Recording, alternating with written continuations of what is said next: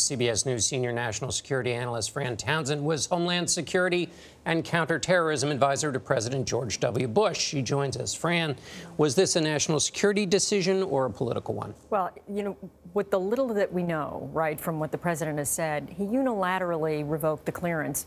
I think that's unprecedented. Normally, clearances, if they're revoked or lapsed, go through a very formal bureaucratic process. The fact that the president did this himself leaves him open to the criticism that it looks politically motivated. And there seemed to be a variety of reasons for why he did this. We heard from Sarah Huckabee Sanders one set of reasons. Then the president told the Wall Street Journal, well, it was because Brennan was associated with the Russia investigation. What does that mean to you? Well, look, this is many of us former senior officials maintain our security clearances because we volunteer our time back to the government. I sit on a government advisory board. I couldn't do it without my clearance. And so this is not a professional courtesy, as the White House has suggested. We do this out of a sense of continuing public service. And so the notion that you're going to pull somebody's clearance because you don't like what they did in government service or you don't like what they say is deeply disturbing and very offensive, frankly. And it seems to have gotten very personal. We heard the president call John Brennan a lowlife. He called Omarosa a lowlife, never a good thing. John Brennan has also been very personal against the president.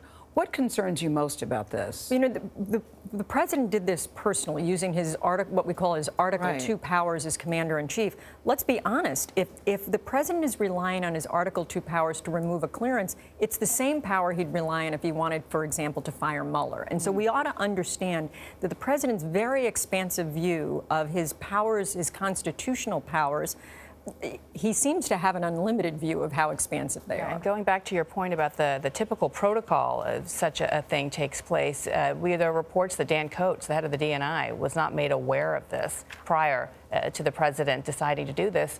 Do you think Dan Coats at this point should step down? Well, look, I mean, each cabinet official, each political appointee's got to make a personal decision. Dan Coats, I have a tremendous amount of respect for, but you know, you have to feel, if you're Dan Coats, undermined, right? Your own authority, right? Fran, thank you. Thank you.